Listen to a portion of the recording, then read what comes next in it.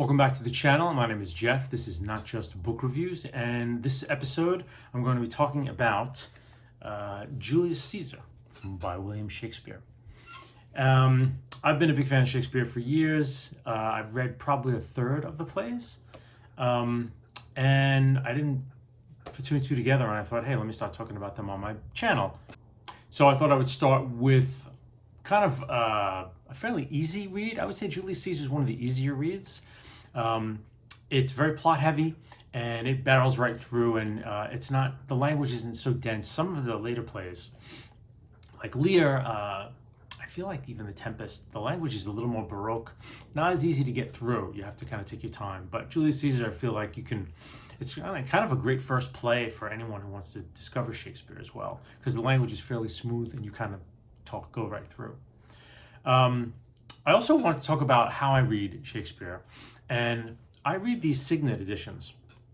So I am a big fan of the book I'm reading being an inspiration to read.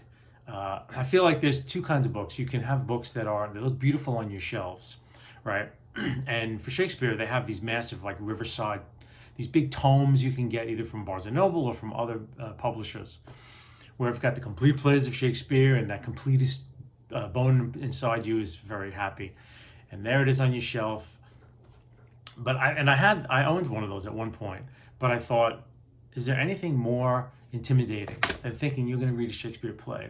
You take that massive Riverside Bible off the shelf and try to open it up, and then you're going to read, and it's the double columns. I just thought, this is no way to experience Shakespeare. So I started reading these Signet editions where you can throw them in your bag and in your pocket, because I feel like a lot of times Shakespeare, you sip Shakespeare. You can read a scene or an act while you're on the subway, especially in the summer when you're out at parks, wherever. You can pop this out. Reading Shakespeare in the park is wonderful. And so there's two paperback editions that are of note. I know there's the Pelican, which are very popular right now. Pelicans are trade paperbacks, they're a little larger. But they don't have really anything else in them but the play and maybe an introduction. But these Signet classics, for instance, Julius Caesar, right? So not only does it have the play, and the play is very well annotated, but it has sources of Julius Caesar. So there's some selections from Plutarch in here. There's an introductory essay that's written. Then you have commentaries. And here there's a Teaching Julius Caesar by Maynard Mack, The Problem of Julius Caesar by Ernest Shazer, Unto Caesar, a review of recent productions by Roy Walker. So some reviews of stage productions. There's a single review of a recent version of Julius Caesar on Directing Shakespeare by Trevor Nunn. And then you have a history, and all the Signet editions do this. They give you a history up till the last date it was published of all of the stage and screen versions that were notable. So you hear about, and the notable ones here especially is the Marlon Brando as Mark Antony version, which was done in 1953, which I'll talk about at the end, because I think it's a really good Shakespeare film, and there aren't a lot of them, but it is one of the good ones. So you get a lot of bang for your buck. I mean, I think each one of these Shakespeare volumes is still under $10. And so you're getting, the background for the play, if possible. You're getting an introduction, and you're getting all of this commentary. Because, even the easier plays, like you finish a Shakespeare play, there's 1,000 questions of like, what does it mean? What did he mean with this? What about this character? How, these things are like endless onions that never get peeled, basically. So having all these comparative essays right here that speak to, the play in itself, you can't beat it. So I've got a complete collection of the Signets, a couple of stacks of mass markets, and I love them because I'll grab one off the shelf, and it's not intimidating. Like, to pull this off the shelf, to me, it's like, Julius Caesar. All right, I'll check it out in the subway. Whereas, the Riverside, if it falls on me, I got to go to the hospital. So anyway, just a little bit of my readers' preferences for Shakespeare. All right, so let's talk a little bit more about the play. So like I said earlier, it's very plot heavy, so you burn right through it. The scenes are relatively short, and it's kind of a limited selection of main characters. You have Julius Caesar, who actually is not a super major player in the play. Really, it's kind of Brutus, Cassius, who are on the side of the conspirators, and then you have Mark Antony, who's Caesar's friend, who's on this, him, and eventually Octavius.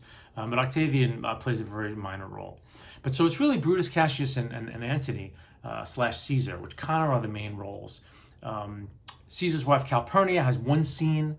Brutus's wife Portia, I think, has one scene. So not too many women in the play.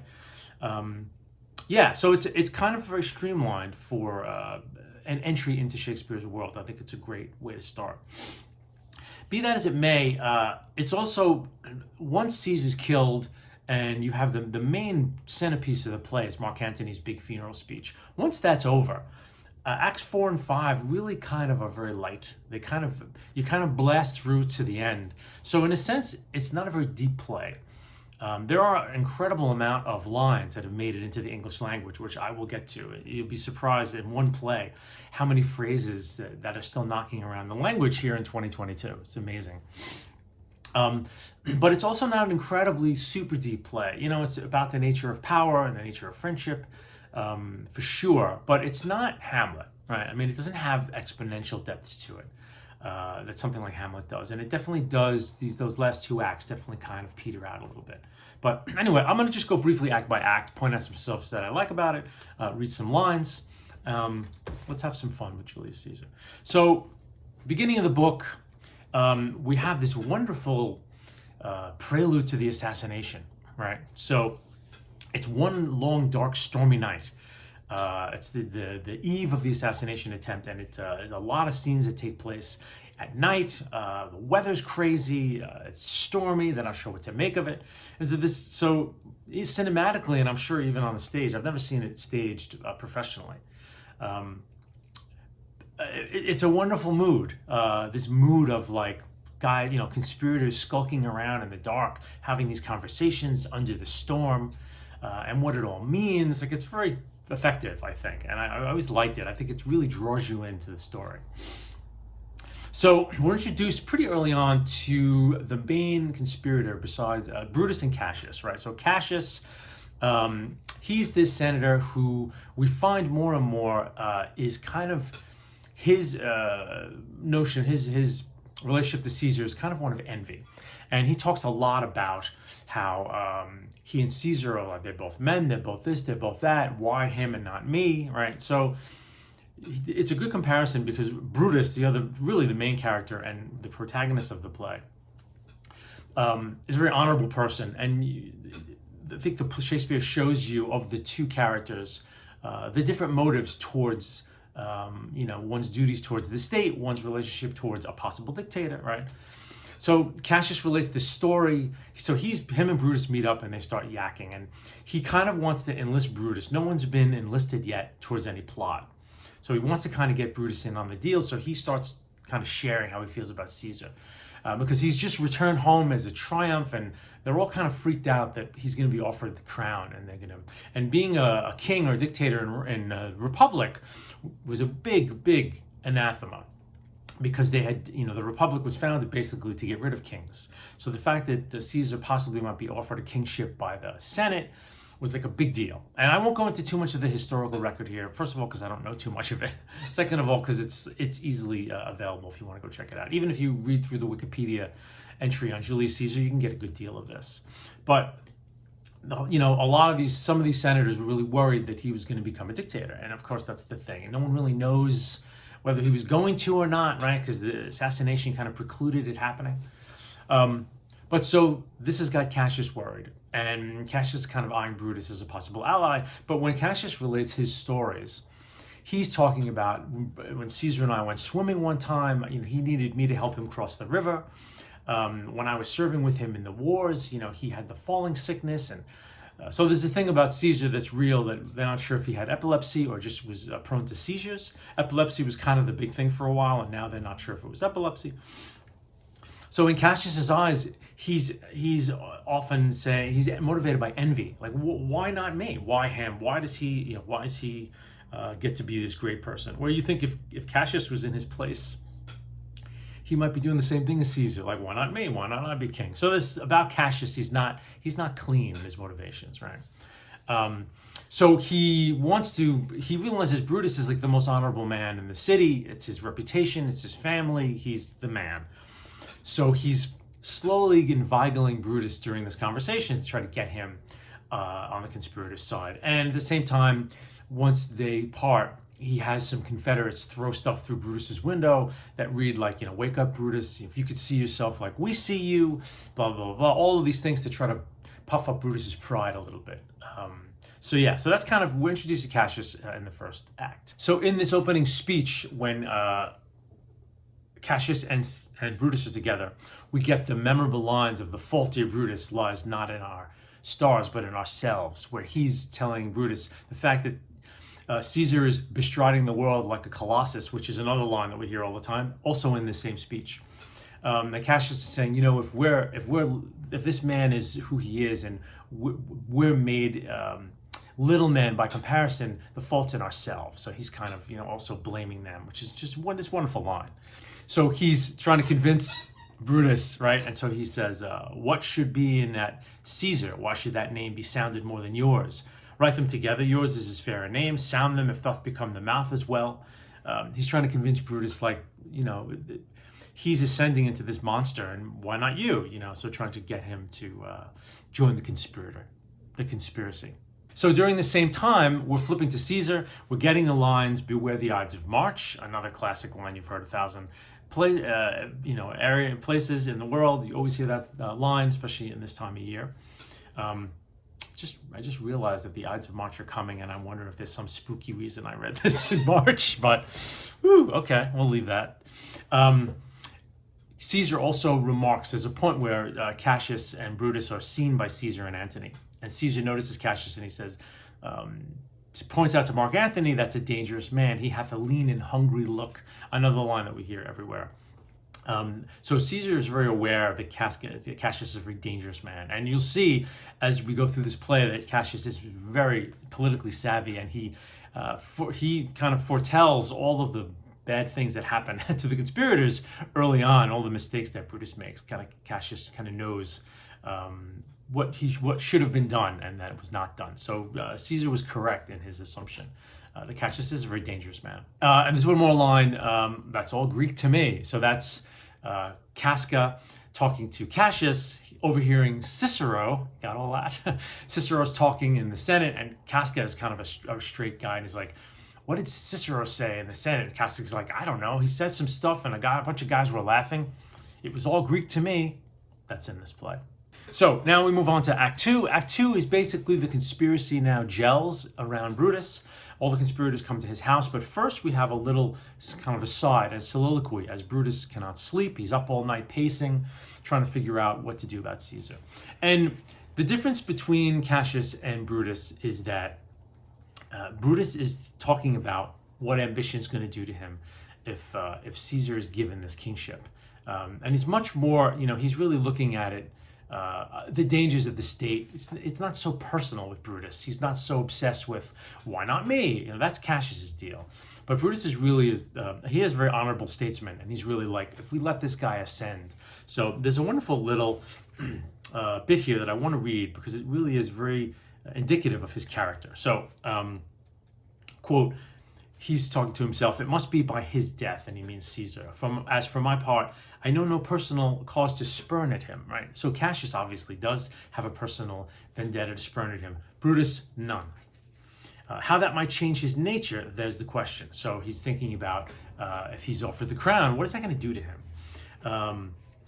"It is a bright day that brings forth the adder," the snake, "and that craves wary walking. Crown him that, and then I grant we put a sting in him, that as his will he may do danger with. The abuse of greatness is when it disjoins remorse from power. And to speak truth of Caesar, I have not known when his affection swayed more than his reason, but 'tis a common proof that lowliness is young ambition's ladder, whereto the climber upward turns his face. But when he once attains the utmost round, then unto the ladder turns his back." So he's just getting a sense of like, Caesar's been on this incredible upward climb, and I don't really know the history of Julius Caesar, but he's one of the great men of history. Came militarily and then as a statesman. And Brutus is like, what happens when you give him this unlimited power? What is going to happen, right? So this is what he's worried about. Then another example of Brutus's honor, when the conspirators all gather and they decide pretty quickly, look, we're going to kill him and we're going to do it tomorrow. I think it's Cassius wants them all to swear an oath of allegiance. And Brutus says, no.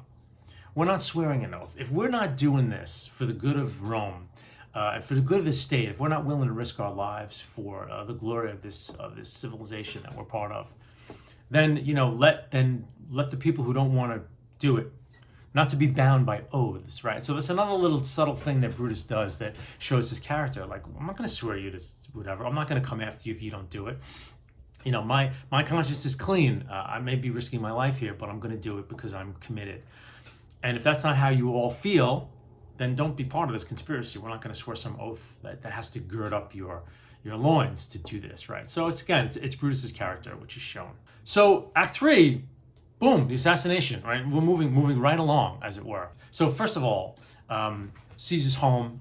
We hear that he's been very superstitious of late.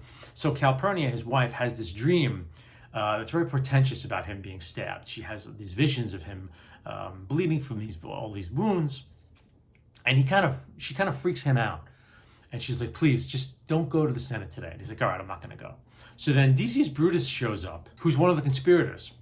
And he hears, Caesar says, oh, I'm not coming forth today. And so he's like, oh, shit, we're screwed. What are we going to do? Why? And so Brutus shares with him Calpurnia's interpretation of her dream. So Decius Brutus, wily, reinterprets the dream in a very positive way and plays into Caesar's ambition and his ego. Oh, do you know what this means? This means that, you're going to be fulfilled in 1,000 ways. And Caesar's like, yeah, you're right. Honey, you're wrong. I will go to the Senate today. So he leaves. So he walks to the Senate. He gets, they think they're busted because one of the senators, I think, says something, but it's not true. Then the very last moment, there's the action in the Senate is one of these characters is asking Caesar to allow his brother to come back in. He was banished. And Caesar's like, I'm constant as the Northern Star, which is another line that we've heard forever. That he won't change his mind, that this guy's banished for life. And at that moment, they all attack and they kill him. And then there's the famous line, Brutus is one of the last to stab him. And when he recognizes that Brutus is in on this, et tu, Brute, right, the famous line. And I think the line comes from Plutarch, not Shakespeare, which is why it's in Latin. So if it's you, Brutus, then the line finishes, thus falls Caesar. In a sense, Caesar recognizing, like, if my best friend and the man, and because Caesar really exalts Brutus, it is kind of his most beloved, he really loves Brutus to death. And the fact that, imagine your best friend being part of whatever conspiracy it is to take you down. At one point, you'd be like, well, then I'm out, And so that last line is sort of like, well, then if Brutus is against me, I'm dead. So boom, down he goes, dead. Now things get very interesting. Mark Antony splits, takes off. They all bathe their hands in his blood, and Brutus is like, look, this isn't a crime. We're going to walk out to the Senate and the people. We're going to show everybody what we did, and we're going to explain our reasonings. He's still coming at this from an honorable way. He hasn't flinched. Where a lot of the other senators are kind of like, what do we do? He's still very much like stalwart. Like, we bring this out, we do this, we do that. And basically Brutus's main thing that comes up, and the line is, it's not that I loved Caesar less, but I loved Rome more. And that's kind of his tagline as a character, because he really does love Caesar, but he feels very ethically driven to have done this deed. And so he stays at that level even after the assassination.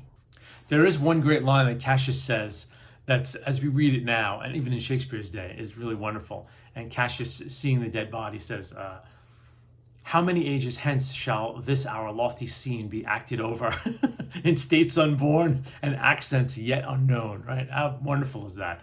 Even from Shakespeare's day to our day, which is 400 plus years. From Plutarch's day to the 1600s when this was written. So wonderful line. So everyone has fled the scene. They're inside I think the Capitol still. Everyone's fled the scene except the conspirators. Antony sends a servant, says, my love to all and my respect to Brutus. Antony wants to come to you if there's any violence to be done. So Brutus says, no, we have no quarrel with Antony. And earlier on, Cassius warned him. They were deciding who to kill. And Brutus says, obviously just Caesar. And Cassius is like, methinks that, Mark Antony should also go.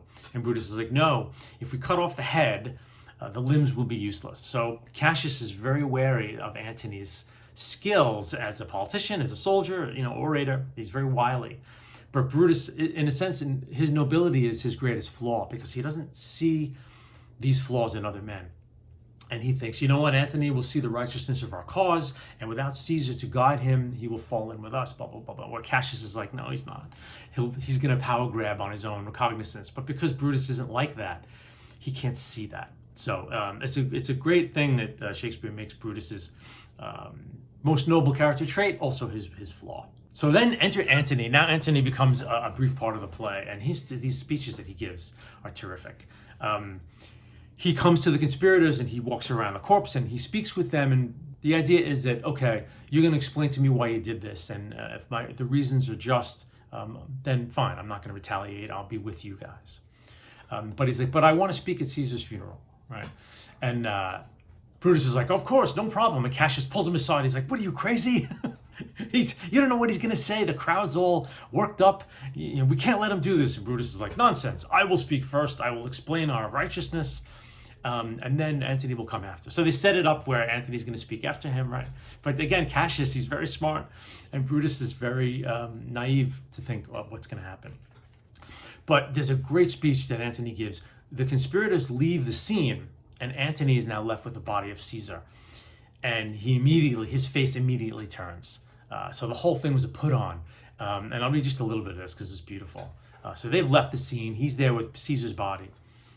Oh, pardon me, thou bleeding piece of earth, that I am meek and gentle with these butchers, right? So, like, that's it, like he's, and another famous line is coming up. So, domestic fury and fierce civil strife shall cumber all the parts of Italy.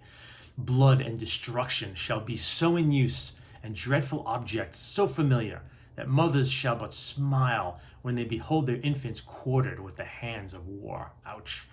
And he's like, Caesar's spirit ranging for revenge, with Ate, who's this god, by his side, come hot from hell, shall in these confines with a monarch's voice cry havoc, and let slip the dogs of war. Right, another classic line.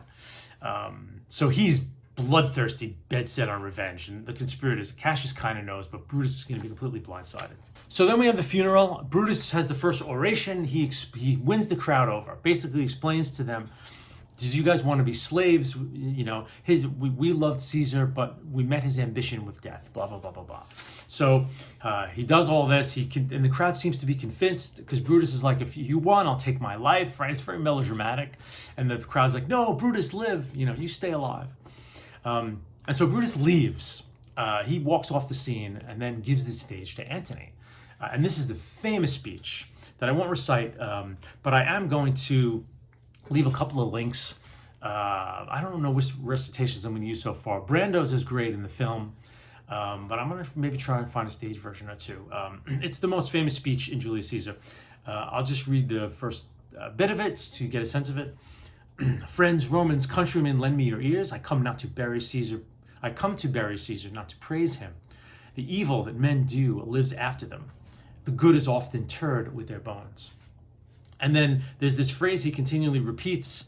The noble Brutus hath told you Caesar was ambitious, and if it were so, it was a grievous fault. And grievous hath Caesar answered it. And Brutus is an honorable man. So there's this whole repetition of like, Brutus says he was this, and Brutus is an honorable man, but. And so after this long speech, he wins the crowd over, completely overturns it, and makes them cry for Caesar. But he has an ace up his sleeve, Caesar's will.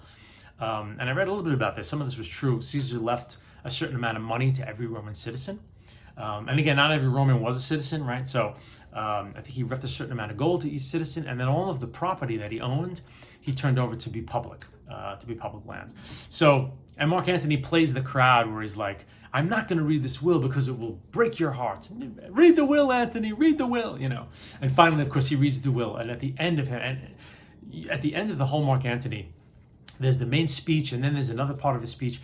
He basically leads the crowd by breadcrumbs to this point where when he finally reads the will, they go berserk and start burning and going crazy, and off they go to find Brutus and the conspirators to kill. So he's totally manipulated the crowd and won them over. And one of also the lines in Antony's speech, which is great, is he's kneeling around the corpse of Caesar, and he's pointing at the stab wounds. This is where the noble Cassius made his mark, and then he holds up this hole in the garment, and he's like, and this is where noble Brutus stabbed him, the most unkindest cut of all. And you've heard that phrase pretty much everywhere. So then we're on to the last two acts, which are very much like, we're kind of speedily now, that's the meat of the play, of those first three acts. These last two acts are lesser things. So now we join Antony and Octavian and Lepidus. So this is, I think, the second triumvirate. I don't know what the first one was, but, and I might be wrong in that, but it's one of the triumvirates where now the Roman Empire is in flux. So it's not quite a republic. It hasn't been, it's not the empire yet. There's this period of time where there are all these civil wars, and eventually at the end, Octavian rises as really the first emperor, and then they're an empire from there forth. But this is the interim period. So, but you see immediately what a conniver that Antony is, because Antony, Lepidus, and Octavian are sitting around, and they're reviving this custom called proscription, which was, I think, the Republic outlawed, which was basically like, you know, when you come to power, you can kill a certain amount of people so your rivals don't ferment a rebellion, something like that. So they're talking about, like, Lepidus, your brother has to die. All right, put him down, and we have to kill this person. All right, so they're basically creating a kill list to put down all these people that they think are going to threaten their power. And then when Lepidus leaves, then Mark Antony's like, why do we have this clown? He's not unequal to us. He's like a pack horse. He's a donkey. And Octavian's like, what's the problem? And like, he's a noble man. He's like, my horse is noble, you know, and I thus treat him that way. So Antony is completely revealed very quickly, besides the canniness of his speech, his actions here as just completely, you know, the man is out for power. This is a power vacuum now, and he's conniving with the best of them. And at the end of this scene, as they're planning, one of my favorite lines in the play, I don't know why I like it so much, but Octavius is talking about how they have to be careful during these times, and he says, for we are at the stake and bayed about with many enemies, and some that smile have in their hearts, I fear, millions of mischiefs. End quote. That's a wonderful line. So then they're plotting. Then we go to the other camp where Cassius and Brutus are, and they have a spat, the two of them. Cassius arrives. He's angry. Brutus, Brutus is like, hey, I sent you. What's your problem? You know, I asked you for money and to pay my troops. You didn't give me any. What's your deal? We're supposed to be in this together.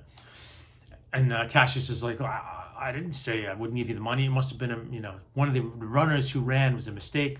And the play doesn't say whether that's real or not. But by the end of this scene, you realize that they really are very good friends now. And they're bound together by this deed. But Cassius is very much in awe of Brutus. And we get to the point where Cassius at first is like, any other man who said these things to me, I would kill you. But by the end of the speech, he's like, I would die other than not have Brutus's favor. So he really is like, wants Brutus to approve of him. And again, it's part of his character. Cassius he's wily, but he's ambitious, and he's also very insecure. So it's kind of interesting. Cassius is a great role in this, actually. Cassius and Antony and Brutus, those are the three really great roles. Okay, so they're there and they're talking about what they're going to do. They have to send their armies against Antony and Octavian now, before it gets any worse. There's a great line here that I liked where Brutus talks about love. It doesn't have anything to do with anything, but I just really like it. Thou hast described a hot friend cooling. Ever note, Lucilius, when love begins to sicken and decay, it useth an enforced ceremony, right? I found that a very powerful line. I think in most of my life I've recognized that that's very true in a lot of ways. So I just wanted to read that line because I think it's awesome. There's another line here when they're talking about whether they should act or not, and Brutus says, there is a tide in the affairs of men which, taken at the flood, leads on to fortune. Omitted, all the voyage of their life is bound in shallows and in miseries. On such a full sea we are now afloat, and we must take the current where it serves or lose our ventures. Kind of like that line. And it's really all about them. Cassius wants Octavian and Antony to come to them, and for them to have home field advantage, as it were. But Brutus is like, look, we're not going to get any more men and material to fight. Their armies are going to increase in number. If we don't fight them now, they're going to be too much for us no matter what. So again, Cassius is kind of always right. Then there's a ghost scene briefly. Brutus sees Caesar's ghost, great Caesar's ghost, right? And basically the ghost says to Brutus, I'll see you at Philippi. I'll see you again at Philippi. And Philippi is going to be the scene of this final battle where the forces of Cassius and Brutus will meet the forces of Octavian and Antony and be roundly defeated. So again, most of Act 5 is kind of scenes of the battle, and basically Brutus and Cassius commit suicide because Cassius first, because he realizes that his group is lost, and then near the end Brutus realizes that it's all over, that they have lost every battle, that the war is over, and he commits suicide as well. There's a great last few lines that Cassius has. This day I breathed first, time has come round, and where I did begin, there shall I end. My life has run its compass. So he's preparing to commit suicide. I just thought it was a really great line. So then that's it, basically. And then you have a last scene where Octavian and Antony are with the body of Brutus. And we realize that Antony, with all his wily canniness, really respected the hell out of Brutus. And he says, I'll read it because it's a brief speech. So it's the second to last speech in the play. As he's looking at Brutus, he says, this was the most noblest Roman of them all. All the conspirators, save only he, did that they did in envy of great Caesar.